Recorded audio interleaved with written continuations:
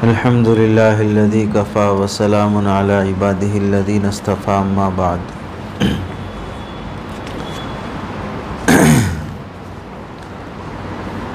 एक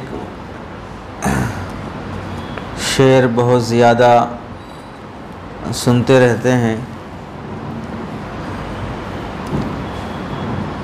एक साथ सोहबत बाउलिया बेहतर असद साला ताअत बेरिया, कि नेक लोगों के साथ कुछ देर बैठ जाना भी 100 साल की मुखलिस बग़ैर रियाकारी से की जाने वाली इबादत से भी बेहतर है। हज़रत थानवी रहमतुल्लाहि अलैह से एक मौलाना ने पूछा कि इसका मतलब क्या है कि थोड़ी देर किसी साहिब दिल अल्लाह वाले की सोहबत में बैठ जाना 100 साल की बग़ैर रियाकारी से की जाने वाली इबादत से भी बेहतर कैसे हो जाएगी। वैसे तो देखा जाए हम में से जितने अहबाब किसी न किसी मजलिस में शरीक हो गए, आधे घंटे के लिए आ गए, निज़ामुल अमल मगरिब से शुरू होता है, हम इशा के बाद आ गए, ख़त्म से पहले आ गए, दुआ में शरीक हो गए, तो भी किसी ना किसी मजलिस में बुज़ुर्ग की मजलिस मिल गई हमको, तो वो थोड़ी देर की मजलिस भी क्या 100 साल की बग़ैर रियाकारी से की जाने वाली इबादत से अफजल है। फिर तो कोई भी आदमी किसी भी अल्लाह वाले के पास एक बार आ जाए ज़िंदगी में, अब 100 साल जो भी इबादत करेगा वो बग़ैर रियाकारी के चलेगी। अब मुसलसल बुज़ुर्गों की सोहबत में बैठना, मुसलसल मजलिस में हाज़िरी होती रहना, इसकी ज़रूरत ही बाकी नहीं रहेगी। तो मतलब क्या है कि एक साथ सोहबत बाउलिया बेहतर अस्तात सदसाला बेरिया। हज़रत थानवी रहमतुल्लाहि अलैह ने पहली बात ये समझाई, बुज़ुर्गों की सोहबत से असल जो चीज़ हासिल होने वाली है, जिसकी बुनियाद पर यह बात कही गई कि 100 साल की बेरिया इबादत से भी बेहतर है, असल जो चीज़ हासिल होने वाली है वो है सुन्नत और शरीयत पर चलने की रूह और स्पिरिट हासिल होना।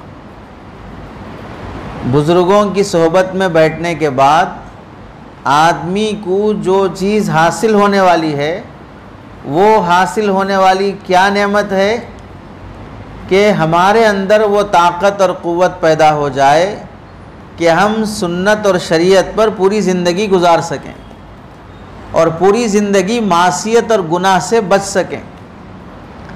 ये शरीयत पर चलने की ताकत, मासियत और गुनाह से बचने की ताकत, ये ताकत हासिल हो जाती है बुज़ुर्गों की सोहबत से। जिस मजलिस में ये ताकत हासिल हो जाए वो मजलिस 100 साल की इबादत से बेहतर है। अब कोई आदमी हफ्ते में एक बार आके गया, सिर्फ दुआ में शरीक हुआ, सिर्फ मुराक़बे में शरीक हुआ, सिर्फ बयान में शरीक हुआ, तो अब बोले क्या वो ताकत हासिल हो गई? अब जब वो ताकत हासिल नहीं हुई तो ये मजलिस जिसमें वो ताकत हासिल नहीं हुई वो 100 साल की बग़ैर रियाकारी वाली इबादत से बेहतर नहीं है, क्योंकि ताकत ही हासिल नहीं हुई। अब किस मजलिस में हासिल होगी वो ताकत जिसमें आदमी पूरी ज़िंदगी सुन्नत और शरीयत पे चल सके और मासियत से बच सके? किस मजलिस में हासिल होगी? नहीं बोल सकते किस मजलिस में हासिल होगी, नहीं मालूम। तो अब जब नहीं मालूम है कि किस मजलिस में ये ताकत हासिल होगी कि हम सुन्नत के पाबंद हो जाएं, शरीयत के पाबंद हो जाएं, तो अब हर मजलिस इस कदर के साथ बैठना पड़ेगा कि हो सकता है कि इस मजलिस में मुझे वो रूहानियत मिल जाए, हो सकता है कि इस मजलिस में मुझे वो ताकत मिल जाए। ज़िंदगी में जितनी भी मजलिसें किसी भी साहिब निस्बत के साथ मिलें, हर मजलिस में इसी अज़्म और अदब और एहतराम के साथ बैठना पड़ेगा कि वो ताकत हो सकता है इस मजलिस में मिल जाए, और जब तक नहीं मिलेगी वो मजलिस 100 साल की इबादत से बेहतर नहीं है। किस मजलिस में मिलेगी हम बोल भी नहीं सकते, इस वास्ते हर मजलिस को उस कदर के साथ हासिल करना पड़ेगा। दूसरी बात ये समझाई हज़रत थानवी रहमतुल्लाह अलैह ने कि बुज़ुर्गों के पास बैठने से, उनकी सोहबत से थोड़ी देर ही क्यों ना सही जो ताकत हासिल होती है वो अमल नहीं है, वो रूहानियत है। हम अपने शेख के पास हाजिर होते हैं, हज़रत दामत बरकातुहुम से, अपने अपने शेख से हम मुलाकात, हमारे हज़रत से मुलाकात होती है, आप हज़रात तशरीफ़ लाते हैं। तो जब भी हाज़िरी होती है, ऐसा तो नहीं है कि भाई हमने कभी देखा हो किसी बुज़ुर्ग को कि एक पैर पे खड़े हो के कुरान पूरा ख़त्म कर रहे हों। हम जब भी गए हैं नवाफिल में मिले हैं, जब भी गए हैं रोते हुए मिले हैं, जब भी गए हैं मुराक़बे में मिले हैं। जैसे आम मामूलात होते हैं उन्हीं मामूलात में शेख से मुलाकात होती है। कोई नया काम जो हमने आज तक देखा नहीं था, आज पहली बार हम हज़रत शेख से मुलाकात करते हुए देखे हैं, ऐसे आमाल देखने को नहीं मिलेंगे। चूँकि शेख की मजलिस में आमाल लेना नहीं है, शेख की मजलिस में आमाल का पावर लेना है। तो इस वास्ते पावर दिख के नहीं आता। कौन सी गाड़ी है जिसका इंजन बाहर दिखता हो? टायर बाहर दिखेंगे, उसका ऊपर का हिस्सा बाहर नज़र आएगा, स्टीयरिंग बाहर नज़र आएगी, लेकिन इंजन जो असल पावर है कहाँ, गाड़ी लेके चलने की जिसमें सलाहियत है, वो अंदर छुपी हुई रहेगी। तो इन बुज़ुर्गों के पास हाज़िरी से इनके दिलों में छुपा हुआ जो पावर है वो पावर हासिल करना है। इस वास्ते उस शेख की मजलिस में हाज़िरी दी जाती है। अब जो लोग ये समझते हैं कि भाई हम अपने शेख के पास गए, सादे सीधे दिखते, कोई उतने ज़्यादा अमाल, उतना ज़्यादा रोना, रोते रोते आंखें लाल हो जाना, और फिर जब भी बात करना शुरू करे तो एकदम रोना आ जाना, ऐसा नज़र ही नहीं आता है। बुज़ुर्गों की मजलिस में आमाल लेने नहीं जाते हैं, आमाल का पावर लेने जाते हैं। उसकी मिसाल ऐसी है, अगर एक आदमी है जिसके पास सोने का बिस्किट नहीं, सोने की एक ईंट रखी हुई है, 10 किलो की, 5 किलो की, 25 किलो की सोने की ईंट रखी हुई है, बाकी उसके पास कैश नहीं है, कपड़े नहीं है, राशन नहीं है, कुछ भी नहीं है। एक दूसरा आदमी है जिसके दुकान में किराना स्टोर पूरा भर के, सुपरमार्केट। दोनों में सबसे बड़ा मालदार कौन शख्स है? जिसके पास 25 किलो की सोने की ईंट रखी हुई है, या वो जो सुपरमार्केट चला रहा है, उसके पास सौदा भी है, तरकारी भी है, सूखा सामान भी है, सब्ज़ी भी है, हर चीज़ है। पूरे दुकान की कीमत लगाई जाएगी 2 लाख 3 लाख रुपए, 4 लाख 5 लाख 10 लाख। बाकी जो 25 किलो की सोने की ईंट जिसके पास है, उसके पास इतना पावर है कि वो ऐसे 100 सुपरमार्केट खरीद सकता। तो ये जो साहिबे दिल अल्लाह वाले लोग होते हैं, इनके पास इतना पावर होता है कि दसियों लोगों के दिल बदल सकते हैं। बज़ाहिर अमल नहीं दिखता, अमल का पावर इन हजरात के पास रहता है। तो जब ये बात कही गई कि हम अल्लाह वालों की मजलिस में बैठते हैं तो वो बैठना 100 साल की इबादत से अफजल है, वो इस वास्ते कहा गया कि इन मजलिसों की बरकत से उस अमल का पावर हासिल होता है। अब जब वो पावर हासिल हो गया, रात के 3 बजे तक मोबाइल देखने वाले को 3 बजे तहज्जुद के लिए उठना आसान हो जाएगा। रात के 12 बजे तक कट्टे और चबूतरे आबाद करने वाले को 9 बजे सोकर 4 बजे तहज्जुद के लिए उठना आसान हो जाएगा। क्योंकि उठना काम है, उठने का पावर असल है। तहज्जुद पढ़ना एक काम है, एक फेल है, एक वर्ब है। झुकना उठना एक एक्सरसाइज है। लेकिन वो एक्सरसाइज करने की जो स्टैमिना है वो हासिल होना है, वो पावर इन बुजुर्गों की मजलिस में हासिल होता है। तो जब तक वो ताकत और क़ुव्वत हमें हासिल ना हो जाए उस वक्त तक बुजुर्गों की मजलिस से हम में से कोई शख्स बेनियाज नहीं हो सकता। चुनांचे देखें, अब वो ताकत, वो पावर जो हमें हासिल होना है, जाहिर सी बात है वो छुपी रहने वाली चीज़ है। इबादत की क़ुव्वत, मासियत से बचने की ताकत वो नज़र नहीं आती है। अब में से कितने लोग हैं आते हुए रास्ते में बदनज़री की होगी, किसको मालूम। बदनज़री करना एक काम है, आंखों का गुनाह है, लेकिन उस बदनज़री के गुनाह से बचने की ताकत किसको हासिल हुई। वो ताकत हासिल नहीं हुई तो आते हुए बदनज़री करके आया है। बदनज़री से बचने की ताकत हासिल थी तो निगाहें नीचे रख के आया है। हज़रत सुफियान सौरी रहमतुल्लाहि अलैह से ईद के दिन ईदगाह जाते हुए साथियों ने पूछा, आज ईद का दिन है, आज के अमाल में से अहम अमल क्या है। हज़रत सुफियान सौरी रहमतुल्लाहि अलैह ने फरमाया, आज के अमाल में से अहम अमल ये है कि आज दिन भर अपनी निगाहों को नीचे रखो। इस वास्ते के ईद के दिन ख़वातीन भी बन सवर कर निकलती हैं और आज का अहम अमल है अपने निगाहों की हिफाजत करना। आज का अहम काम है अपने निगाहों की हिफाजत करना। हस्सान बिन सिनान रहमतुल्लाहि अलैह एक बुज़ुर्ग गुज़रे हैं, सुबह घर से निकले, शाम घर वापस आए। बीवी ने ताना देते हुए पूछा, सुबह से शाम तक बाहर कितनी दोशीज़ाओं को देखकर लज्जत हासिल कराए। सुबह से शाम तक कितनी दोशीज़ाओं को, कितनी लड़कियों को देख के मज़ा लेके आए। सवाल कौन कर रही है? बेगम कर रही है। तो हज़रत ने फरमाया, जब घर से निकला हूँ वापस आने तक मेरी निगाह अंगूठे से नहीं हटी है। घर से निकला, घर वापस आने तक मेरी निगाह अंगूठे से नहीं हटी है। ये जो अपने आप को रोकने की ताकत ये बुजुर्गों की मजलिस से हासिल होती है। एक बार निगाह बचा लेना कोई कमाल नहीं है। निस्बत की अलग अलग किस्में हैं।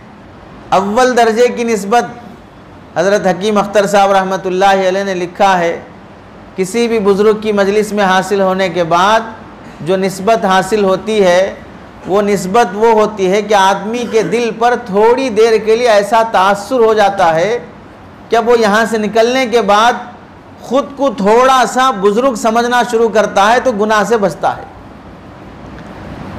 ये समझ जब तक बाकी रहती है वो उस निस्बत की बरकत से है। अब जैसे ही एक दिन दो दिन गुजर गए वो समझ भी ख़त्म हो जाती है, फिर गुनाह शुरू हो जाते हैं। वो थोड़ी देर की सोहबत का असर है।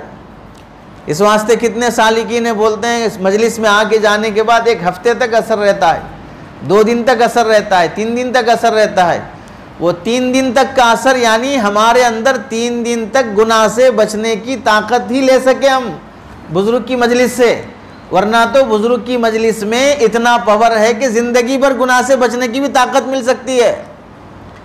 लेकिन मेरा बर्तन ही छोटा है, मेरा ज़र्फ़ ही छोटा है, मेरा अज़्म और इरादा ही छोटा है, उतना बड़ा लेने के इरादे से ही नहीं आया मैं, तो जाहिर सी बात है उतना ही मिलेगा। तू ही नादां चंद कलियों पे क़िनात कर गया, वरना तो गुलशन में इलाजे तंगिए दामा भी है। दामन जो तंग है, दामन को वसी करने का भी इलाज है। बर्तन छोटा है, बर्तन बड़ा करने का भी इलाज है। अरे तुम समझे कि भाई मेरा बर्तन इतना ही है, भाई इतना ही लेके जाऊंगा, तो वो ताकत और पावर हासिल होना है बुजुर्गों की मजलिस में। अब जब ताकत और पावर हासिल होना है तो उसमें बुनियादी बात है हाल। काल से नहीं हासिल होगी, हाल से हासिल होगा। काल का मतलब है बोलना। बुजुर्गों की मजलिस में, मजलिस ये ख़ास इस्तिलाह है। अभी मैं शायद सुना कि जलसगाह में तशरीफ़ लाएं। ये जलसगाह नहीं है, ये मजलिस है। बुज़ुर्गों के यहाँ जब हाज़िरी होती है, मैं अपनी तरफ निस्बत नहीं कर रहा हूँ, हमारे हज़रत की तरफ निस्बत कर रहा हूँ।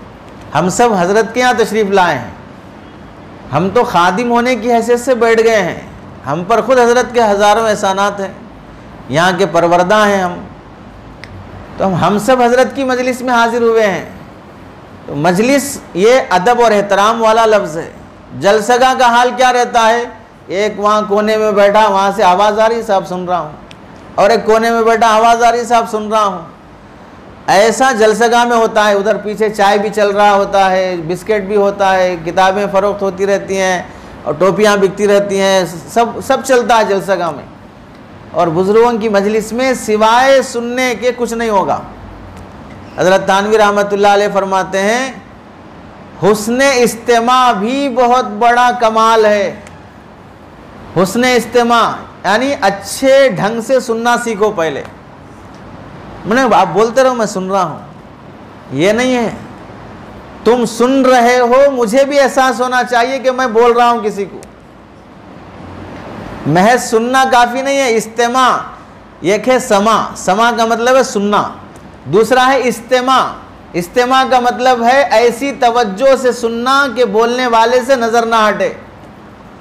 इसीलिए कुरान मजीद में फरमाया, वइज़ा कुरियल कुरान फस्तमिऊ, कुरान जब पढ़ा जाए तो पूरी तवज्जो से सुनो। फस्माऊ नहीं फरमाया, फस्तमिऊ। अल्फाज का इजाफा माने के इजाफे पे दलालत करता है, उसूल है। तो काल छोड़ देना, काल छोड़ देने का मतलब यह है कि मैं आपको नसीहत करूं, आप मुझे नसीहत करें। बाजू वाला इसको नसीहत कर रहा है, ये उसको नसीहत कर रहा है। यहाँ आने के बाद आपस में सालिक एक दूसरे को नसीहत नहीं करेगा। यहाँ आने के बाद सिर्फ और सिर्फ शेख ही नसीहत करेगा। बस जिनकी मजलिस में आए हैं उनसे सुनने के लिए आए हैं। हॉस्पिटल में आने के बाद डॉक्टर इलाज करेगा, नर्स भी इलाज करना शुरू करे, चाय बांटने वाला भी इलाज करना शुरू करे, वाइफर मारने वाला भी इलाज करना शुरू करे। तो बेड पे लेटा हुआ पेशेंट जितने आ रहे एक एक इंजेक्शन लगाते जा रहे, क्या होगा हाल उसका। खिदमत सब करेंगे, इलाज एक ही करेगा। खिदमत सब करेंगे, इलाज एक ही करेगा। तो यहाँ आने के बाद काल रा बगुजार मर्द हाल शो, पेश मर्द कामिल पामाल शो। काल रा बगुजार, बोलना छोड़ दो। शेख की मजलिस में आए, खामोशी सबसे बड़ा अदब है। खामोशी सबसे बड़ा अदब है।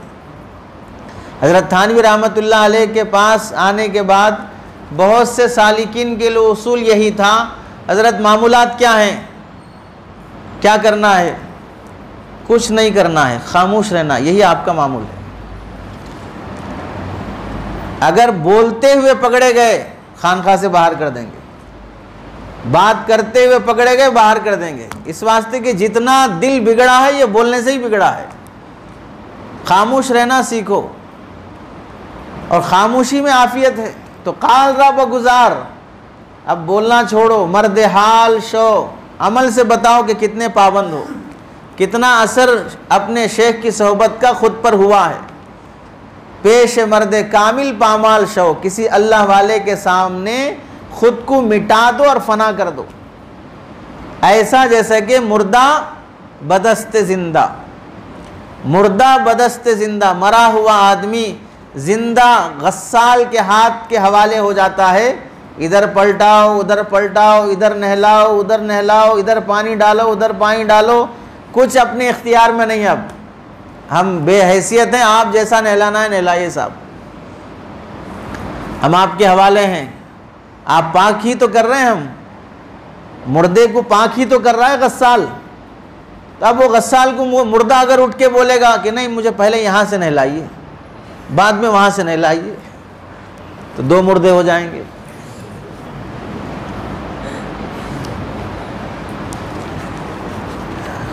खुद की पाकी के लिए आए हैं, तज़किया इसी को कहते हैं, सफाई। खुद की पाकी के लिए आए हैं। अब शेख साहब को नहीं बोलेंगे ये वजीफ़ा पढ़ लेता हूँ, ये टाइम पे मुराकबा कर लेता हूँ, ये जिक्र कर लेता हूँ। अब शेख साहब को राय मशवरा नहीं देंगे, शेख साहब जैसे फरमा रहे हैं वैसे चलना पड़ेगा, तब जाके इस्लाह होगी। आदमी कहाँ नहीं बोलता है यार, गाड़ी लगने से पहले ही बोलना शुरू कर देता है, बीवी दस्तर बिछाने से पहले ही बोलना शुरू कर देता है। कहाँ खामोश रहा बताइए, कौन सी जगह जहाँ हम खामोश रहते हैं? एक दरबार तो हो जहाँ पर आने के बाद खामोश बैठे हैं, सुने। हज़रत थानवी रहमतुल्लाह अलैह ने एक जगह फरमाया, किसी साहिब निस्बत और अहलुल्लाह और अल्लाह वालों का हाथ पकड़े बग़ैर, उनके हवाले किए बग़ैर इस्लाह मुमकिन नहीं है। क्योंकि हर एक आदमी को तो यही तवक्को कि मैं अच्छा हूँ। क्या खराबी है मेरे अंदर, क्या बुराई है मेरे अंदर? हर एक आदमी ऐसे ही सोच रहा है। आगे हज़रत थानवी ने लिखा, कोई तो एक होना चाहिए जो ये कहे कि तुम बड़े नालायक हो। कोई एक तो होना चाहिए जो ये कहे कि तुम बड़े नालायक हो। ये हज़रत थानवी का जुमला है, कोई एक तो हो कि तुम बड़े नालायक हो। उसके बगैर आदमी काबू में नहीं रहता।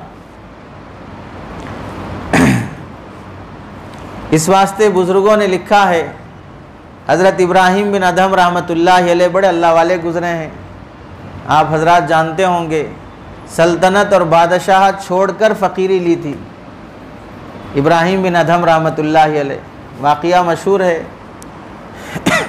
रात जब सो रहे थे, ऊपर छत पर आवाज़ आई, जाकर देखा तो एक आदमी छत पर कुछ तलाश कर रहा है। पूछा क्या बात है? मेरा ऊँट गुम हो गया, तलाश करने आया।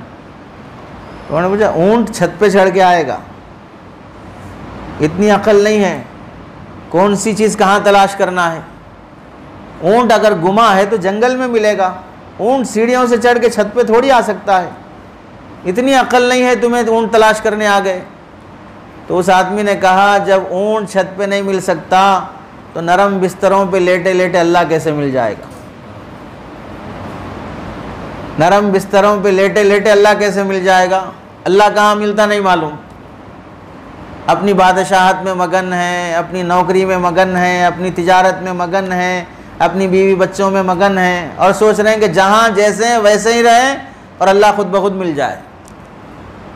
अपन तलाश करने के लिए कुछ भी ना करें, तलाश करने की जगह भी ना ढूंढें, तो दिल पे चोट लगी कि वाक़ईतन सही बात है।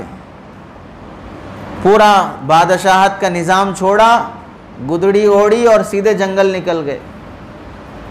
तो अब इस आदमी को समझाने की ज़रूरत नहीं है दुनिया क्या है, बादशाहत क्या है, वो तो बादशाहत को ठोकर मार के चला है।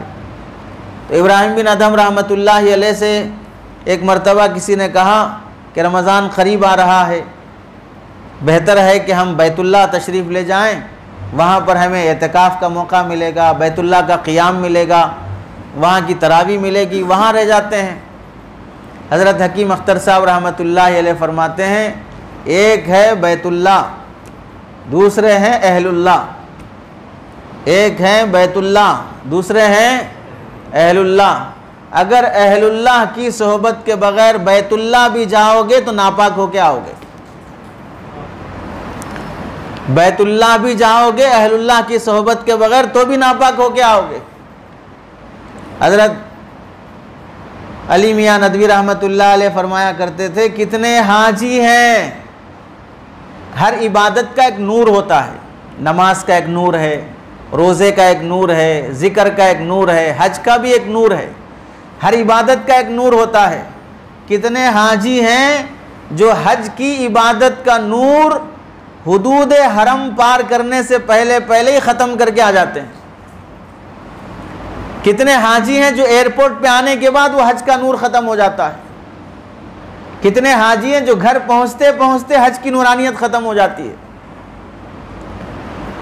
तो बैतुल्लाह अगर अहलुल्लाह की सोहबत के बग़ैर भी जाओगे तो वहाँ से नापाक होके ही आओगे। तो हज़रत इब्राहिम बिन अदहम रहमतुल्लाह अलैह से अर्ज़ किया कि हम हरम जाते हैं, आखिरी अशरा वहाँ गुजारते हैं, शब क़दर नसीब होगी, हरम में शब क़दर मिल जाए, कितनी बड़ी सआदत की बात है। तो क्या फ़रमाया इब्राहिम बिन अदहम रहमतुल्लाह अलैह, चूँकि साहिब निस्बत बुज़ुर्ग आदमी हैं, अल्लाह वाले हैं, फरमाने लगे हमारे साथ रहो, हमारे साथ रहो। वहाँ पूरे रमज़ान में एक रात शब कदर तलाश करने जा रहे हो, हमारे साथ रहो, हर रात शब कदर रहेगी। हमारे साथ रहो, हर रात शब कदर रहेगी। क्योंकि असल तो तरबियत है इंसान की। तरबियत के बगैर अगर कोई आदमी, मिसाल के तौर पर समझें, हम में से कितने आदमी हैं उम्रा भी किए हैं, हज भी किए हैं, वापस आते हुए जमज़म का एक ही बोतल लेना है 5 लीटर का, फिर उसमें एक्स्ट्रा अलग से पैक करके सामान में छुपा के एक फलां करके लेके आते हैं। शरान जायज़ है कि नाजायज़ है? एक मर्तबा कस्टम के पास हम लोग रुके तो एक साहब एक बोतल के साथ और एक बोतल रैपर में लपेट के उस पर स्टिकर लगा के अंदर डाल रहे थे।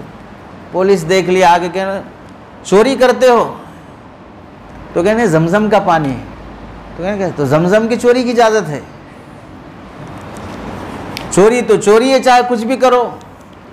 तो अगर मुतबर्रक चीज़ें इस वास्ते चुराने की इजाज़त है तो मस्जिदों में रखे हुए कुरान चुरा ले आदमी, मस्जिदों की कालीन चुरा रहे आदमी। क्यों चुरा रहे हो साहब? नहीं, नमाज पढ़ने के लिए, घर में ले आके पढ़ लेता हूँ। यहाँ की लाइट चुरा ले आदमी, भाई क्यों चुरा रहे हो? नहीं, मैं जहाँ नमाज पढ़ता हूँ घर में वहाँ लगा लेता हूँ, जाके वहाँ कुरान पढ़ूंगा। ऐसी थोड़ी इजाज़त होगी। चोरी तो चोरी है। अब आप बताएं, ये जो गुनाह से बचने की ताकत थी वो बैतुल्लाह जाकर भी तो नहीं आई। मासियत से बचने की जो ताकत है वो बैतुल्लाह जाकर भी तो नहीं आई। तो इस वास्ते हज़रत इब्राहीम बिन अदम रहमतुल्लाह अलैह फरमाते हैं कि हमारे साथ रहो, हर रात शब कदर रहेगी। गुनाह से बचने की जो ताकत है वो हासिल हो जाएगी, नेकियों पे चलने की जो ताकत है वो ताकत हासिल हो जाएगी। सोहबत चाहे अच्छे लोगों की हो या बुरे लोगों की हो, हम उस सोहबत का असर कबूल करने में बुनियादी बात है ताबे बन के चलना।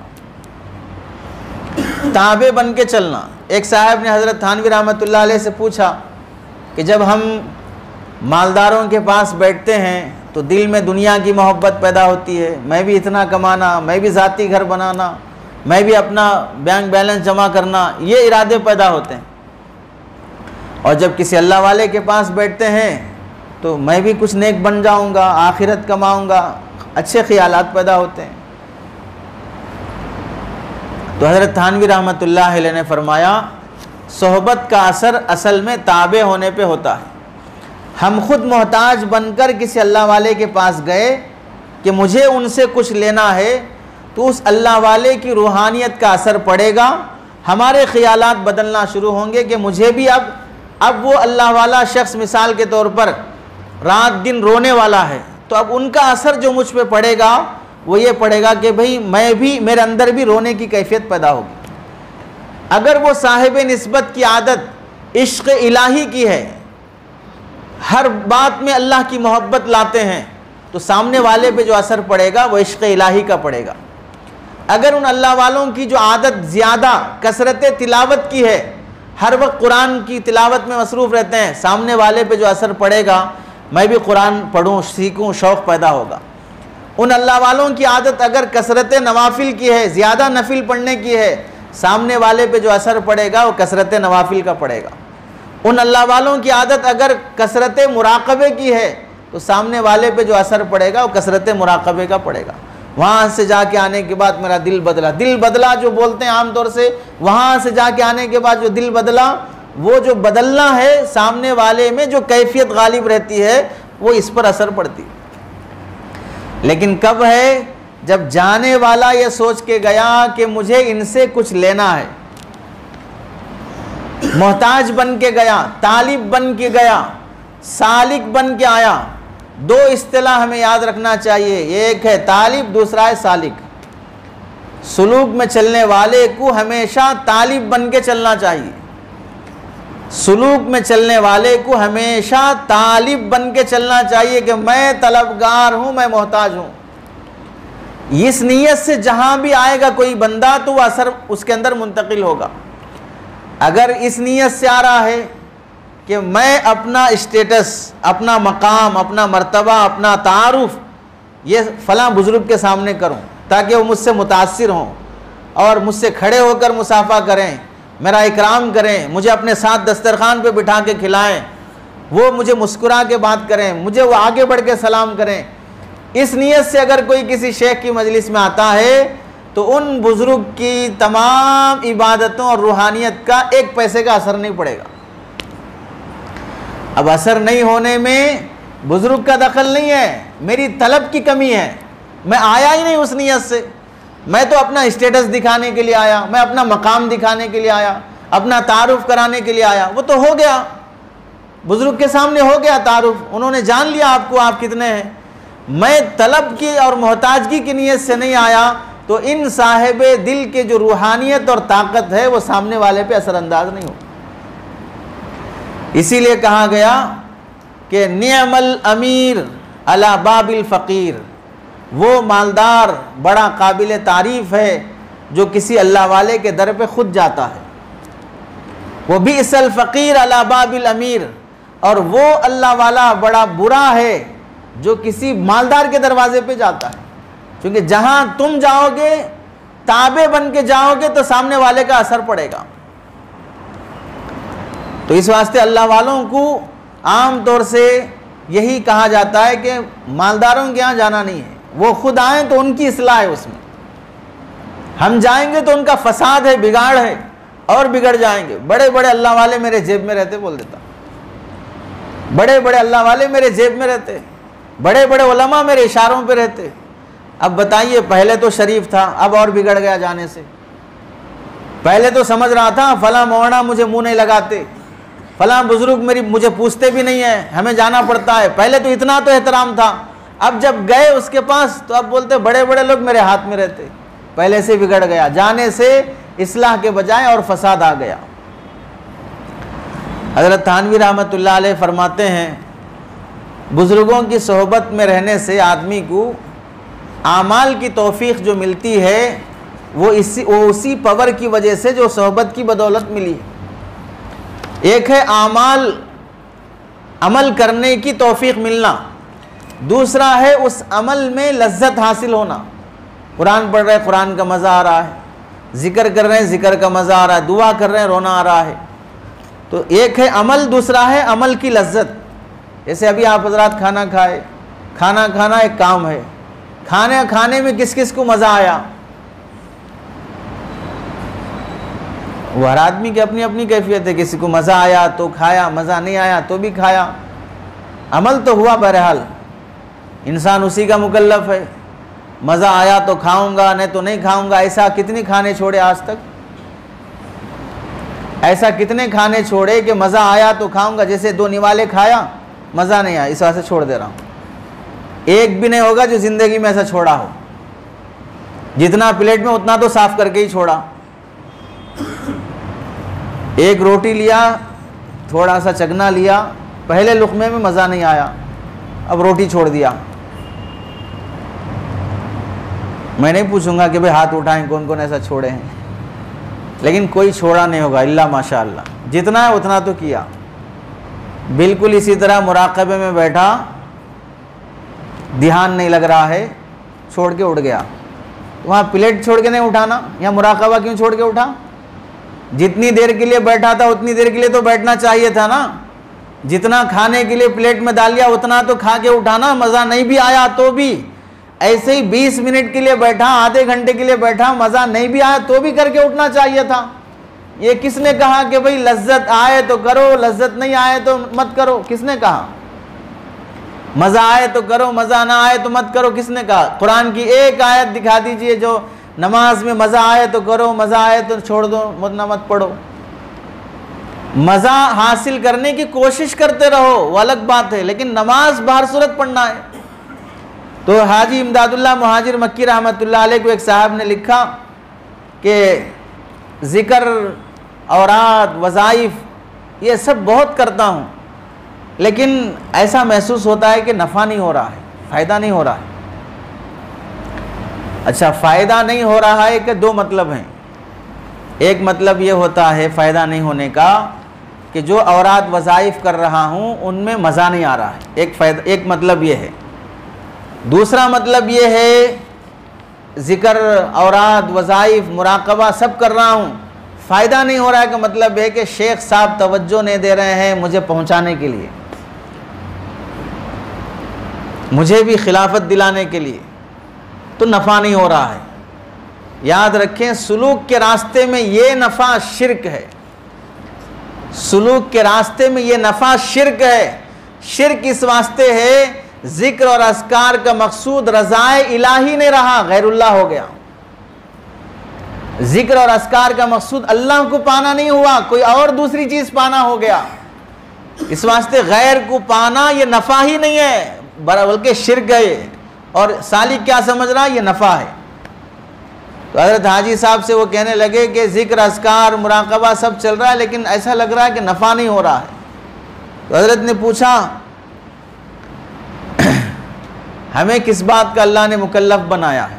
ज़िक्र करने का मुकल्लफ बनाया है। बाकी ये बात के उस ज़िक्र से नफ़ा कितना होगा, नफ़ा देने वाली ज़ात कौन है? अल्लाह की ज़ात है। उस ज़िक्र पर नफ़ा कितना देना, वो नफ़ा दे रहा है लेकिन तुम्हें महसूस नहीं हो रहा है। हो सकता है आदमी को सेहत मिल रही है लेकिन महसूस नहीं हो रहा है। तो हज़रत ने लिखा, याबम ऊरा या नयाबम जुस्तजुए मी कुनम, याबम ऊरा या नयाबम, मैं अल्लाह को पाऊँ या ना पाऊँ, जुस्तजुए मी कुनम, लेकिन तलाश बहर सूरत जारी रखूँगा, तलाश बहर सूरत जारी रखूँगा। हासिल आयत या ना आयत, आरज़ुए मी कुनम, मिले या ना मिले, तमन्ना तो बहर सूरत करते रहूँगा, चाहत तो बहर सूरत रखूँगा। तो हम मुकल्लफ हैं अल्लाह को पाने की चाहत रखने के, हम मुकल्लफ हैं अल्लाह को पाने की कोशिश करने के, कोशिश में लगे रहना है। बाकी उससे कितना रिजल्ट मिलेगा हम उसके मुकल्लफ नहीं हैं। एक साहब ने लिखा, हज़रत हाजी इमदादुल्लाह मुहाजिर मक्की रहमतुल्लाह अलैह से, हज़रत थानवी नानोतवी वग़ैरह के जो शेख हैं, कि ज़िक्र अस्कार बहुत होते हैं लेकिन ऐसा लग रहा है कि 1.25 लाख मरतबा इसमें आज़म भी पढ़ रहा हूँ रोज़ाना। अल्लाह का जो नाम है रोज़ाना 1.25 लाख मरतबा पढ़ रहा हूँ, फिर भी लग रहा है कि नफ़ा नहीं हो रहा है। ऐसा लग रहा है कि हज़रत नाराज़ है मुझसे। ज़िक्र तो हो रहा 1.25 लाख, लेकिन नफ़ा महसूस नहीं हो रहा है। और नफ़ा महसूस इस वास्ते नहीं हो रहा है कि शायद हज़रत मुझसे नाराज़ हैं। तो हज़रत हाजी साहब ने जवाब में लिखा, अगर शेख तुमसे नाराज़ हो जाए तो तुम्हें 1.25 लाख मरतबा ज़िक्र की तौफ़ीक़ मिलेगी? शेख तुमसे नाराज़ हो जाए तो तुम्हें 1.25 लाख मरतबा ज़िक्र की तौफ़ीक़ मिलेगी? ये तुम्हें 1.25 लाख मरतबा ज़िक्र की जो तौफ़ीक़ मिल रही है तो शेख की बरकत से ही तो मिल रही है। अगर मैं मुराक़बा पाबंदी से कर रहा हूँ, अपने वज़ाइफ आमाल पाबंदी से कर रहा हूँ, इनमें से कौन सा काम ऐसा है जो सुन्नत और शरीयत के ख़िलाफ़ है? ये तो अल्लाह को पाने के असबाब हैं। इन असबाब की जब तौफ़ीक़ मिल रही है तो ये तौफ़ीक़ जो मिल रही किसकी बरकत से मिल रही है? शेख की सोहबत में आने से पहले मुराक़बे हो रहे थे, शेख की सोहबत में आने से पहले मामूलात हो रहे थे, तो इन सोहबत की तो बरकत से जो हो रहे हैं। और नाराज़गी और राज़ी और रज़ामंदी और क्या चाहिए? यही तो चाहिए कि आदमी को आमाल की तौफ़ीक़ मिल जाए। तो ये आमाल की तौफ़ीक़ बुज़ुर्गों से ताल्लुक़ात के असरात होते हैं। तो ताल्लुक़ात के 2 असरात हुए, एक है बुज़ुर्ग की सोहबत में बैठने से गुनाहों से बचने का असर, ताकत पैदा होना, दूसरा इबादत करने का असर पैदा होना। ये दोनों असर और ताल्लुक़ात, ये दोनों असर और ताकत इस सोहबत की बरकत से मिलते हैं। चुनांचे देखें, हज़रत थानवी रहमतुल्लाह अलैह के मुतालिक लिखा है, एक साहब सहारनपुर से स्टेशन पर ट्रेन में सवार होने के लिए सामान के साथ स्टेशन पहुँचे। जैसे फ़्लाइट में लगेज का एक वज़न मुतय्यन है कि 25 किलो, 35 किलो, 40 किलो, इससे ज़्यादा नहीं। उससे ज़्यादा रहेगा तो फिर तुम्हें चार्ज करना पड़ेगा। ट्रेन में भी ऐसे ही सामान वज़न कराना मुतय्यन रहता है। जो हज़रात ट्रेन से सफ़र किए हैं वो जानते हैं, लेकिन आज तक कभी वज़न नहीं कराए होंगे या जानते भी नहीं होंगे। तो स्टेशन पर अब ये जो साहब है, अपना सामान जब इन्हें ज़्यादा दिखा तो स्टेशन मास्टर के पास गए और कहा कि मेरा सामान वज़न कराना है। तो उसने देख के कहा कि नहीं, कोई मसला नहीं, आप चले जाएं। तो कहे नहीं, मेरा सामान वज़न कर दो, मुझे लग रहा है कि जो वज़न है कानून का उससे ज़्यादा है शायद। स्टेशन मास्टर मना कर रहा है कि नहीं, आप चले जाएं। ये साहब कह रहे नहीं, तोलो, जो ज़्यादा है मैं उसका चार्ज देता हूँ। ये दोनों की जो बात हो रही है, ट्रेन में सफ़र करने के लिए स्टेशन पर आया हुआ है गैर मुस्लिम देख रहा है कि एक मुसलमान आदमी स्टेशन मास्टर से अपने सामान वज़न कराने का इसरार कर रहा है और स्टेशन मास्टर उसे मना कर रहा है। जब वो मना कर दिया, तोला नहीं तोला, आखिर जाके ट्रेन में बैठ गए। बैठने के बाद वो गैर मुस्लिम, ये जो मुसलमान साहब हैं, इनसे पूछ रहा है, आप जो इतना इसरार कर रहे थे अपना सामान वज़न कराने के लिए, लगता है आपका ताल्लुक़ अशरफ अली थानवी से है, लगता है आपका ताल्लुक़ अशरफ अली थानवी से है। ये जुमला कौन बोल रहा है? गैर मुस्लिम आदमी बोल रहा है। हम जितने हजरत से मंसूब हैं, हमारी ज़िंदगियां दूसरों के लिए गवाही देती हैं कि आप अच्छे हैं, हम अच्छे हैं, तो ये लोग कहेंगे कि लगता है आपका ताल्लुक़ फ़लाँ बुज़ुर्ग से है। और अगर ताल्लुक़ बुज़ुर्ग से होने का हम दावा भी करते रहें, फ़लाँ की मजलिस में जाता हूँ, फ़लाँ की मजलिस में हाज़िरी होती है, और आमाल में तब्दीली नहीं आए, तो फिर लोग कहेंगे क्या खाक दूसरों की मजलिस में जाके ऐसे आमाल। तो हम अपनी बदअमली से खुद बदनाम नहीं हो रहे हैं, किसी नेक शख्सियत को बदनाम कर रहे हैं। या तो बदलने का आज़्म और इरादा हो, या तो किसी साहिबे दिल की तरफ मंसूब करने का दावा छोड़ दें। हमारा ताल्लुक़ नहीं है साहब। ताल्लुक़ का दावा भी रहे, मंसूब करने का दावा भी रहे, और बदअमली भी ज़िंदगी में रहे, तो इससे तो बेचारा जो किया ही नहीं कुछ भी, सिर्फ मंसूब करके वो बदनाम होते जा रहा है। ताल्लुक़ होता है तो असर कितना होता है। गैर मुस्लिम कह रहा है। हज़रत थानवी रहमतुल्लाह अलैह फरमाते हैं, हमारे ताल्लुक़ात में एक पुलिस, एक इंस्पेक्टर जो हमारे ताल्लुक़ात में रखने वाले बड़े पोस्ट के हैं, उनको हुकूमत की तरफ से आर्डर आया कि मदरसों का जाके सर्वे करो। ये मदरसे का सर्वे करने के लिए गए। अब उस वक्त जैसे आप हजरात ने भी देखा होगा, हमने बचपन में देखा, जो बसें गांव देहात जाती हैं, मशहूर रहता कि रात की आखिरी बस, सुबह की पहली बस। तो अब रात की आखिरी बस बाज़ मरतबा ऐसी रहती कि वहाँ के गांव में ही रुक जाती और सुबह 4 बजे निकलती। तो ड्राइवर कंडक्टर जो रहते हैं वो वहीं गांव में ही रात गुजारना पड़ता है। तो अब ऐसे मौके पर जो पुलिस साहब वो सर्वे के लिए गए थे, वो रात किसी गांव में ही गुजारना पड़ा। तो जिस मदरसे का सर्वे करने के लिए गए, तो उस मदरसे में वहाँ पर मेहमान खाने में जहाँ पर रुके, तो उन्होंने कहा मदरसे वालों से कि अगर ये जो मदरसे का जो चिराग है, इसमें अगर तेल मदरसे का है तो फिर ये चिराग मत जलाएं, चूँकि मैं मदरसे का आदमी नहीं हूँ, मैं तो हुकूमत का आदमी हूँ। अब अगर चिराग मेरे वास्ते जलेगा तो मदरसे का चिराग मदरसे के वास्ते नहीं जल रहा है, दूसरे के खातिर जल रहा है। आप असातिज़ा में से किसी का अपना ज़ाती चिराग है तो वो लाके जलाओ। ये कौन बोल रहा है? पुलिस बोल रहा है, जिसकी कमाई हलाल कम हराम ज़्यादा रहती। वो इस दर्जे का मुत्तकी बन जाए कि चिराग का तेल भी वो तमीज़ करने लगे कि मदरसे का है कि वो किसी का ज़ाती है। तो जब ये पुलिस की ज़ुबान से निकला तो वहाँ पर उस गांव के जो सरपंच थे, वो भी उस वक्त मदरसे में मौजूद थे। वो कहने लगे, लगता है आपका ताल्लुक़ अशरफ अली थानवी से है, लगता है आपका ताल्लुक़ अशरफ अली थानवी से है। आदमी पहचाना जाता है अपने आमाल से, आदमी पहचाना जाता है अपने अखलाक से। तो हम जिन अल्लाह वालों की तरफ मंसूब हैं, उनकी तरफ निस्बत करने से हम अपने समाज में, ख़ानदान में कैसे पहचाने जा रहे हैं। बुज़ुर्ग की मजलिस में आए, ज़ुबान कितनी क़ाबू में आई, बीवी के साथ रहने का सलीक़ा कितना आया, हुकूक और मामलात में कितनी सफाई आई, पहले भी वही है अब भी वही है। तो हम बदनाम नहीं हुए, जिनकी तरफ मंसूब हैं। घर क्या बोल के आए थे, आज मजलिस से जाना है हज़रत के पास, ये बोल के निकले थे। वापस आने के बाद जब गए तो घर वाले कुछ तो भी देखें कि चेहरा नूरानी होने के साथ साथ दिल भी नूरानी हुआ, अखलाक भी बदले, ज़ुबान में भी तब्दीली आई, झिड़कना बंद हुआ, गुस्सा कम हुआ, हर बात पे टोकना कम हुआ। ये देखे तो फिर वो बोलेंगे, वो खुद याद दिलाएंगे आज मजलिस है, आप नहीं जाएंगे, वो तैयार करके भी जाएंगे। जब देखा कि भाई मजलिस जाके आने के बाद पहले से ज़्यादा बदतमीज़ बन गया है, तो फिर वो मजलिस के दिन ही कुछ काम लगाएंगे।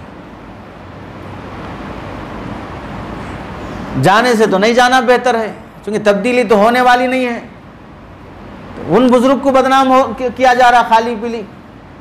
तो जब हम जुड़ते हैं किसी अल्लाह वाले से तो अपनी ज़िंदगी में आमाल और अखलाक की तब्दीली की तरफ ख़ास तवज्जो होनी चाहिए। निस्बत रहे सलामत तुम्हारी ये निस्बत, हज़रत जी दामत बरकातुम की किताब हो।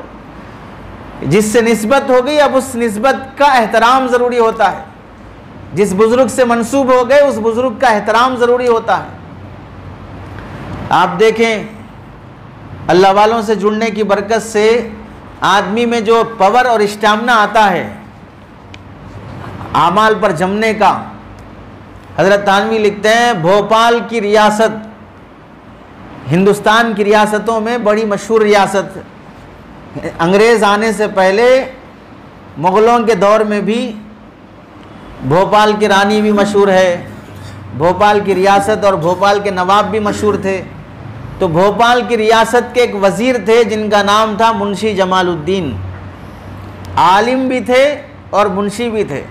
और मुंशी का मतलब यह है कि उस ज़माने में वज़ीर का, बादशाह के बाद जो वज़ीर का काम होता है वो सारे काम इनके ज़िम्मे रहते थे। और हुकूमत आम तौर से बादशाह नहीं चलाते हैं, वज़ीर चलाते हैं। वज़ीर जिसके अच्छे हैं उसकी बादशाहत अच्छी, वज़ीर जिनके ख़राब हैं उनकी बादशाहत ख़राब। जिसके दुकान में काम करने वाले अच्छे हैं वो दुकान अच्छी, जिसके दुकान में काम करने वाले ख़राब, अब वो दुकान ख़राब।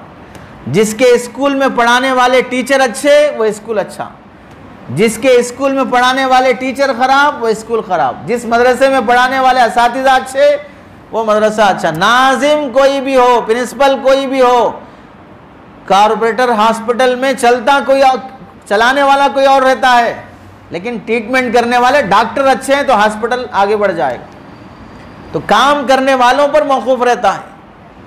तो भोपाल की रियासत के वज़ीर और भोपाल की जो नवाब थे उनकी बेटी से इनका निकाह हुआ।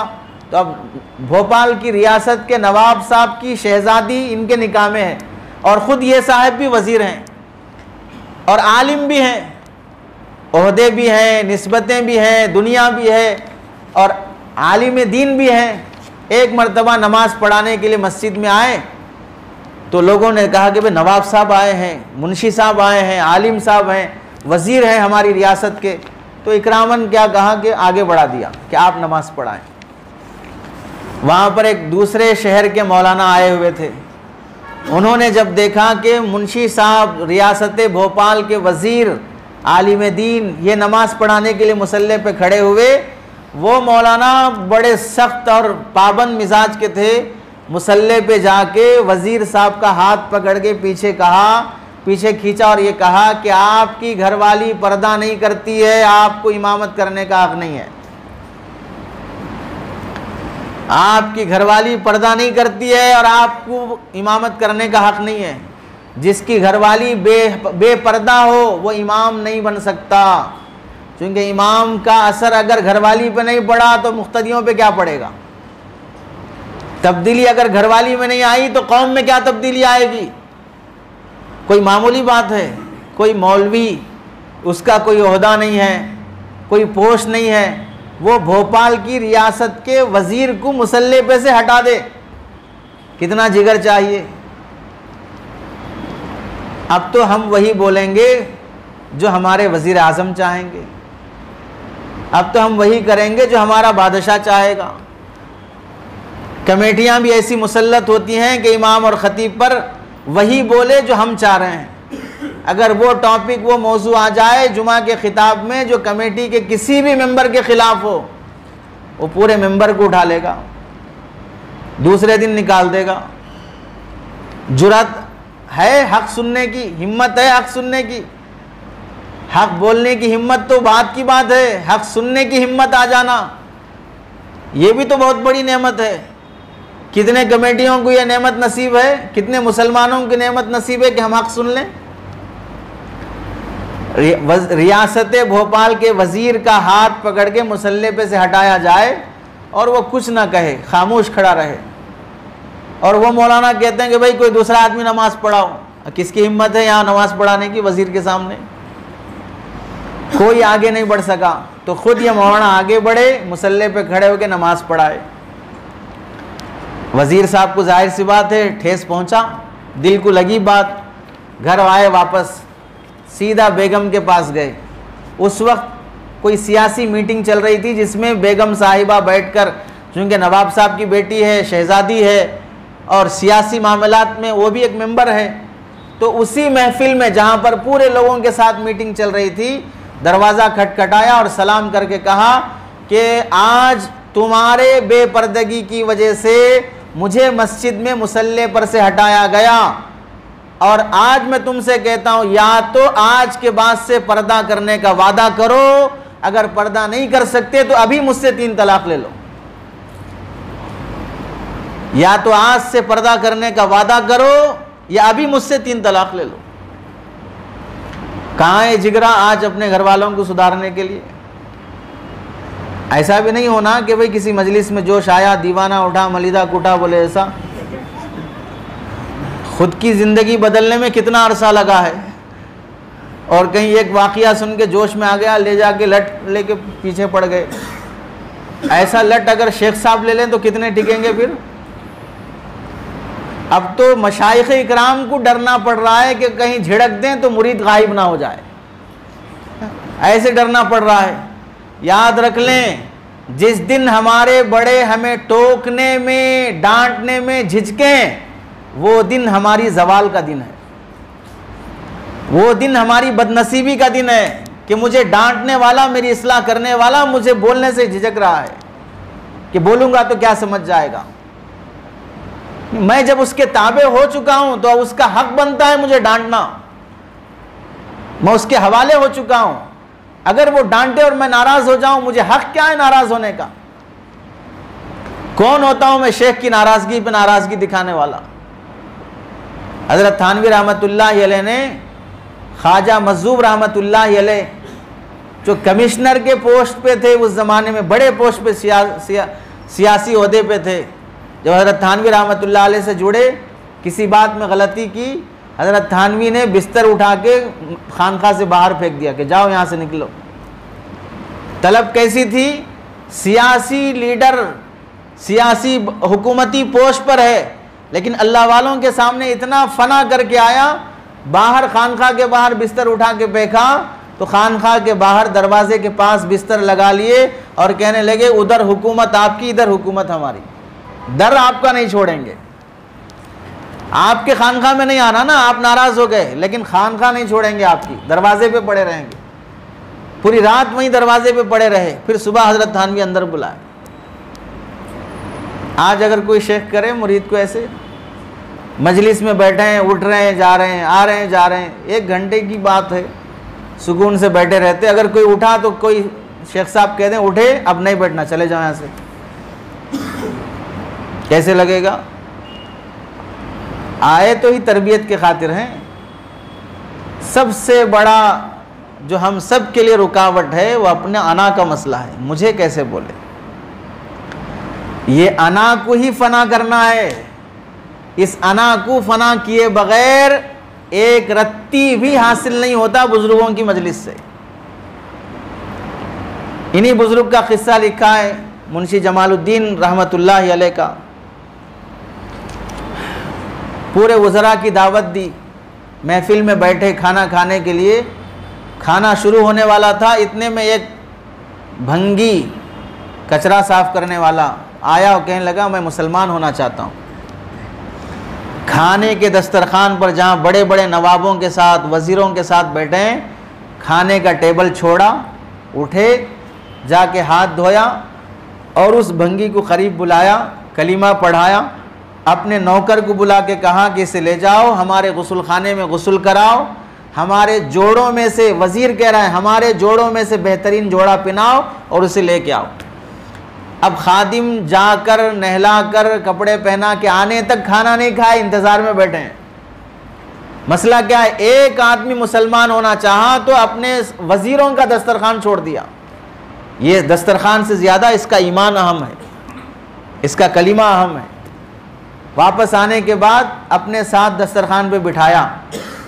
जब एक भंगी को दस्तरखान पे बिठाया तो साथ देखने वाले कहने लगे, भाई अभी नौ मुस्लिम है, कचरा साफ करता था, उसको हमारे वज़ीरों के दस्तरखान पे बिठा दिए। जब महसूस हुआ चेहरों से तो मुंशी जमालुद्दीन साहब ने फरमाया, आप परेशान ना हो, हैरान ना हो, आप लोगों को इतनी सआदत कहाँ नसीब के इसके साथ बैठ के खाएं। मैंने ये सआदत अपने हिस्से में रखी है, अपना टेबल अलग किया और उसको अपने साथ बैठ के खिलाया। और उसके बाद फरमाया, अब ये बंदा जो कलिमा पढ़ के मुसलमान हुआ है, इस्लाम क्या कहता है? इन्नल इस्लाम यहदिमु मा काना क़ब्लहु। जो बंदा मुसलमान होकर कलिमा पढ़ता है उसके पिछले सब गुनाह माफ़ हो गए। हम में से कोई एक कह सकता है जिसके अपने बारे में कि मेरे सब गुनाह माफ़ हैं, लेकिन इसके बारे में हदीस कह रही कि इसके सब गुनाह माफ़ हैं।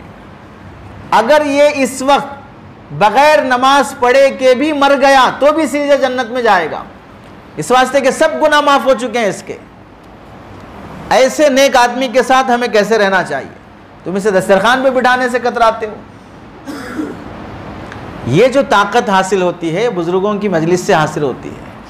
आदमी को जिस मौके पर दीन और शरीयत पे चलना है, उस मौके के दीन पर चलने की ताकत बुजुर्गों की मजलिस और उनकी सोहबत की बरकत से हासिल होती है। हज़रत थानवी रहमतुल्लाह अलैह के वाक़ियात में ही लिखा है, जब हम किसी साहब को मुरीद करते हैं तो ऐसे मौके पर शेख की बाज़ मरतबा तरबियत की ज़िम्मेदारी होती है, तो इस लिहाज से जो मुरीद होने के लिए आया है उसे जांचना भी पड़ता है, मुरीद बन के आ रहा है या मुराद बन के आ रहा है। मुरीद बन के आ रहा है कि मुराद बन के आ रहा है, शेख के ताबे होना चाह रहा है या शेख को ताबे करना चाह रहा है। जांचना पड़ेगा, देखना पड़ेगा किस नियत से आ रहा है। देखिए, सिलसिलों का रंग अलग अलग होता है, उसे पहले मिसाल से समझ लें, फिर सिलसिले को समझने में सहूलत होगी। एक आदमी की बंजर ज़मीन है, वहाँ पर हल चला के अनाज उगाना है, तो अब दो तरीक़े हैं। पहला तरीक़ा यह है कि भाई आप पहले खेत पूरा साफ़ करो, यहाँ की काटियाँ साफ़ करो, बड़े बड़े झाड़ जो हैं इसे सब काट के साफ़ करो, फिर ज़मीन नरम करो, उसके बाद फिर बीज डालो। एक तरीक़ा ये है। तो पूरा खेत 5 एकड़ का है, अब इसे पूरा साफ़ करना, काटियाँ निकालना, झाड़ निकालना, पूरी ज़मीन नरम करना, टाइम लगेगा। फिर उसके बाद बीज डाल के फसल उगने में 4-6 महीने लगेंगे। दूसरा तरीक़ा क्या है? 5 एकड़ का खेत है, 1 एकड़ साफ़ करो, बीज डाल के नरम, ज़मीन नरम करके बीज डाल लो, फिर दूसरा एकड़ साफ़ करो, फिर ज़मीन नरम करो, फिर बीज डाल लो, फिर तीसरा एकड़ साफ़ करो, फिर ज़मीन नरम करो, फिर बीज डाल लो। दोनों तरीक़े हैं, कौन सा तरीक़ा सही है? बाज़ मरतबा जब सवाल करते हैं तो जवाब पूछना मकसद नहीं रहता है, सवाल समझना मकसद रहता है। जवाब देने की कोशिश नहीं करना, सवाल समझने की कोशिश करना। तरीक़ा दोनों सही हैं, कोई तरीक़ा गलत नहीं है। जिसको 5 एकड़ ज़मीन साफ़ करने की ताकत है वो पहले साफ़ कर ले, बाद में बीज बोले। जिसकी ताकत नहीं है थोड़ा थोड़ा साफ़ कर ले, थोड़ा थोड़ा अनाज उगाता जाए, जिसकी जैसी ताकत है वैसे। चिश्तिया सिलसिले की का रंग ये है, वो ये फरमाते हैं पहले 5 एकड़ पूरा साफ़ करो, उसके बाद ज़मीन नरम करो, फिर अनाज उगाओ। नक्शबंदिया सिलसिले का रंग ये है कि जितनी ताकत है उतना साफ करो और उगाते जाओ। इस वास्ते यहाँ आते ही सबसे पहले नहीं बोलते ये छोड़ो वो छोड़ो वो छोड़ो, नहीं बोलते, पहले ये करो, ये कर लो, ये कर लो, ये मुराकबा करो, ये जिक्र करो, इसकी बरकत से वो छूट जाएगा, इसकी बरकत से वो बंजर ज़मीन ख़त्म हो जाएगी, इसकी बरकत से वो हो जाएगा। अगर पहले ही दिन बोले ये छोड़ के आओ, वो छोड़ के आओ, वो छोड़ के आओ, तो शेख को छोड़ के जाएगा। तो दोनों का रंग अलग अलग होता है। तो ज़्यादा पकड़ धकड़ चिश्तिया सिलसिले में होती है, नक्शबंदिया सिलसिले में सिर्फ पकड़ होती है, धकड़ नहीं होती। यहाँ कील ठोका नहीं जाता, इस वास्ते थोड़ा नरम इस ज़माने के लिहाज से चलने में सहूलत है। वरना अगर बीवी को डांटोगे तो घर खाली हो जाएगा। पढ़ने वाले स्टूडेंट को डांटे तो फिर पूरा स्कूल, पूरा स्टाफ जो है वो जेल खाने में नजर आएगा। तहम्मुल नहीं है, बर्दाश्त करने का मिजाज नहीं है। लेकिन कभी कभार आदमी को बुजुर्गों की निस्बत से जुड़ने के बाद इनका मिसयूज नहीं होना, इस वास्ते थोड़ा जांचना पड़ता है। हज़रत थानवी रहमतुल्लाह अलैह के पास एक साहिब आए बैत होने के वास्ते, तो हज़रत थानवी ने फरमाया पहले अपने ख़ानदान की जो वरासत की ज़मीन है भाई बहनों में तकसीम करने की, वो तकसीम करके आओ, उसके बाद बैत करूँगा, उससे पहले नहीं करूँगा। आज कितने घरों में मिरास सही तकसीम हुई है? बहुत से अल्लाह वाले हर एक के घर की दावत इस वास्ते कबूल नहीं करते, खिलाने वाले को खुद नहीं मालूम मैं किसकी वरासत का खा रहा हूं। मेरे बाप ने नहीं निकाला, मेरे चाचा का हक मार खाया, मेरे फूफी का हक मार खाया, मैं दावत कर रहा हूं, लेकिन वरासत पीछे रुकी हुई है, वो हराम मुंतकिल हो रहा है। तो हर किसी की दावत इसी वास्ते कबूल नहीं करते कि खिलाने वाले को भी नहीं मालूम कि मैं हराम का खिला रहा हूं। अब वो बोल रहा कि नहीं मैं मेहनत का खिला रहा हूँ, हलाल खिला रहा हूँ, फलां खिला रहा हूँ। भाई तुम्हारा तो हलाल है, लेकिन पीछे से जो हराम आ रहा है उसे कैसे ख़त्म करोगे? तो हज़रत थानवी ने फरमाया जाके पहले वो वरासत तकसीम करके आओ, फिर बैत करूँगा। तो वो साहब उठ के चले गए। चंद हफ्तों के बाद आए हज़रत थानवी के पास, फिर कहने लगे फ़लाँ खलीफा के पास गया, उन्होंने बैत कर लिया मेरी, और उन्होंने कुछ पूछा ही नहीं है कि वरासत तकसीम करके आओ, फलां करके आओ। तो हज़रत थानवी ने फरमाया तो क्या उनके बैत करने से जो हराम वरासत मार बैठे हो वो हलाल हो जाएगी? बैत तो हो गई लेकिन हराम हलाल हो गया, वो हराम का हराम ही बाकी रहा, तो इससे क्या फ़ायदा हुआ? और सुनो, अब जो मेरे पास आके बैठे हो अभी भी मौका है, जाके वो वरासत तकसीम करो, वरना मेरे पास से उठ के निकलो यहाँ से।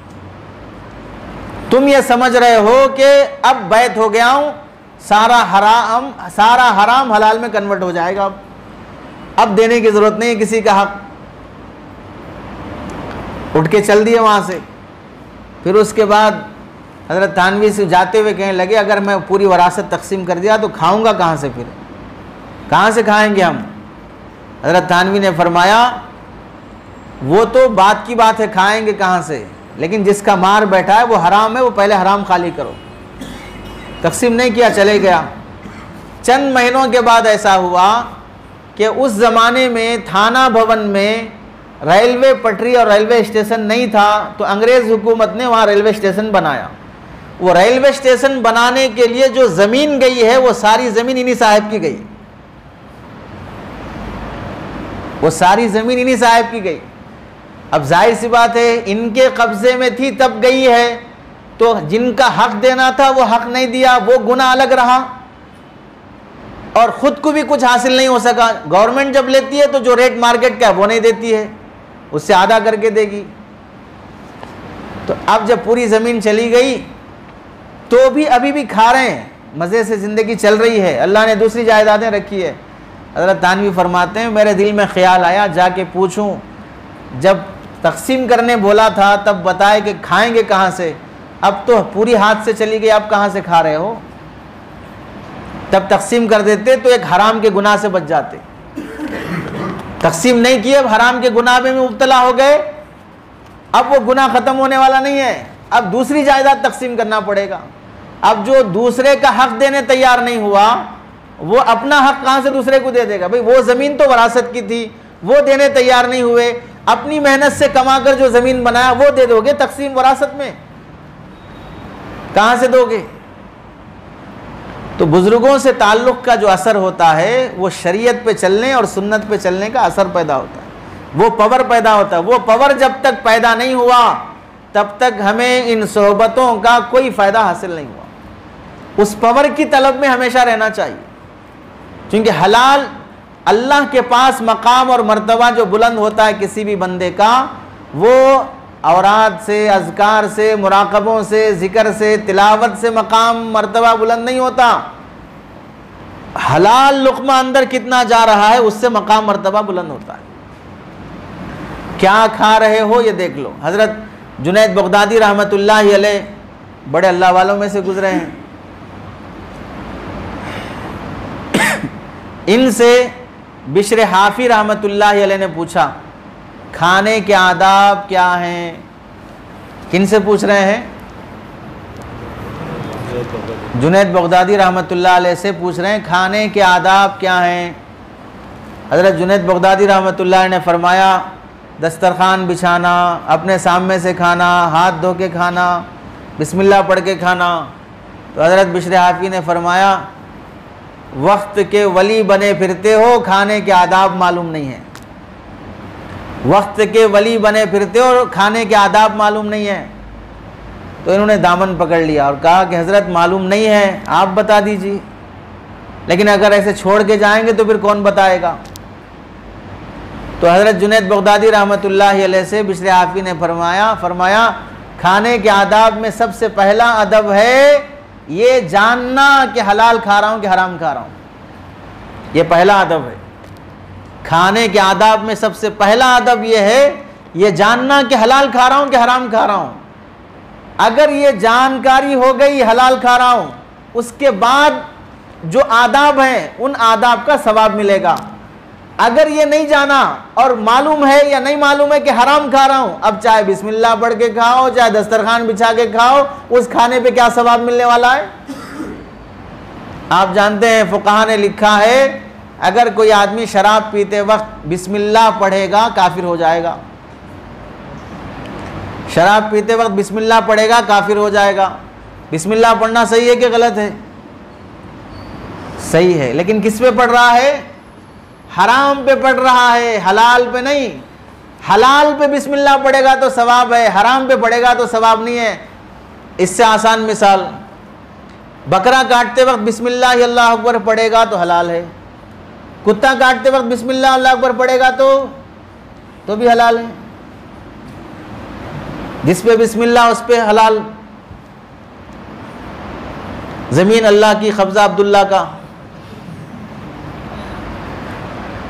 जिस पे बिस्मिल्लाह बोले वो हलाल हो जाए, ऐसे थोड़ी होगा।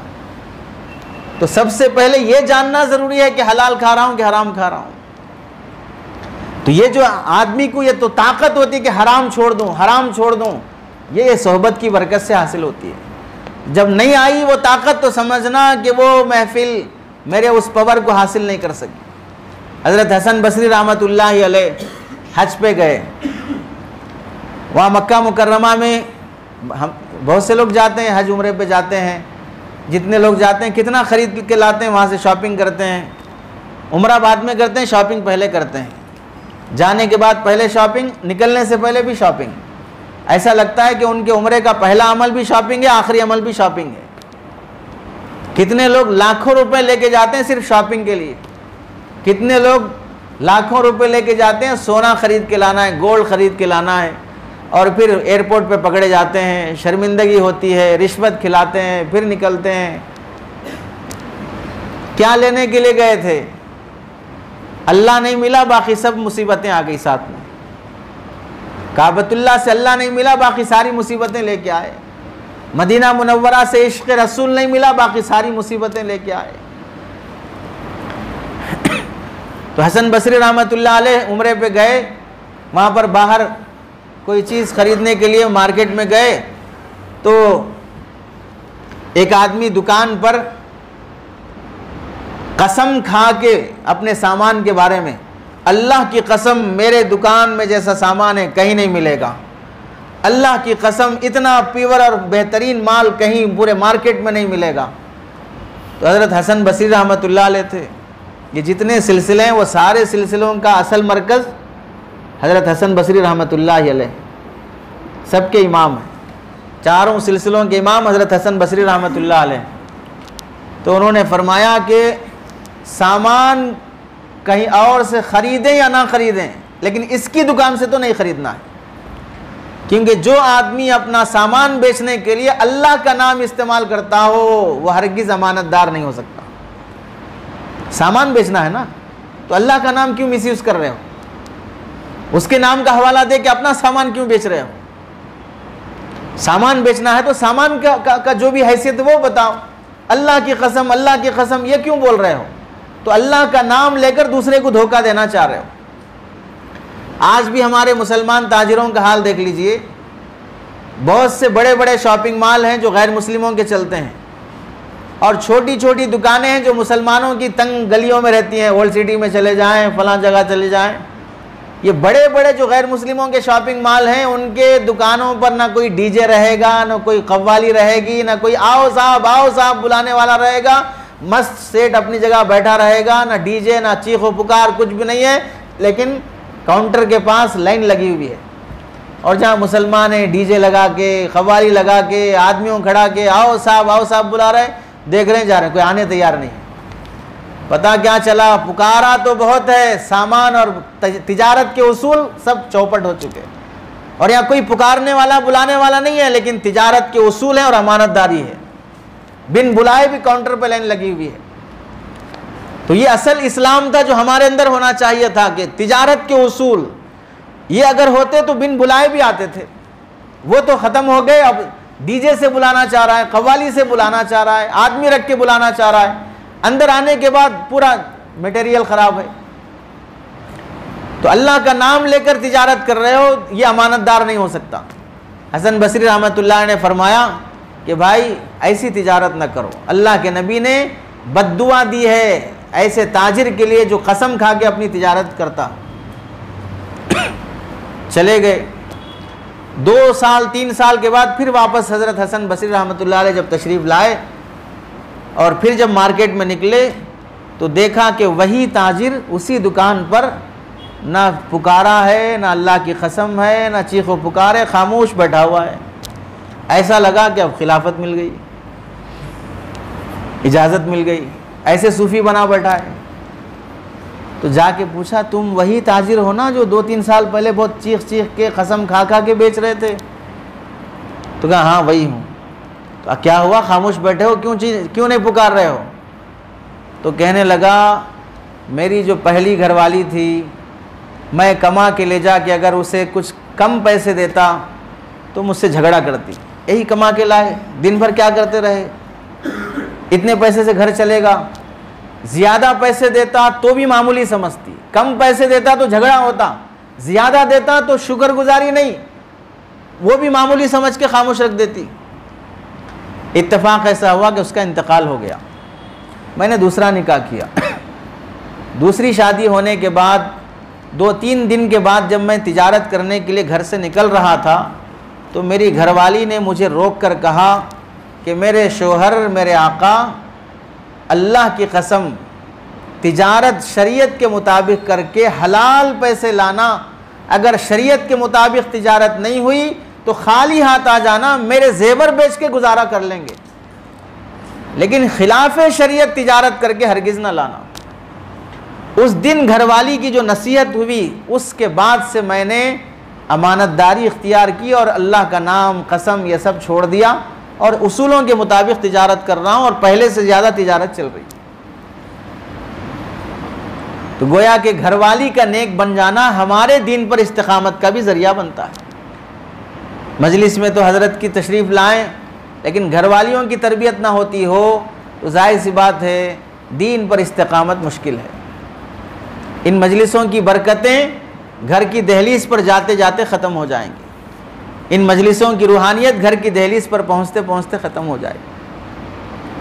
अल्लाह से दुआ है कि अल्लाह ताला हम सबको इन नेक और साहिब दिल बुज़ुर्गों की मजलिस का कमा हक़ व फ़ायदा नसीब फ़रमाए, हमारे दिलों की इस्लाह फ़रमाए, अपने महबूब बंदों में अल्लाह हमको शामिल फ़रमाए। आमीन व आखिरु दावाना अनिल हम्दुलिल्लाहि रब्बिल आलमीन।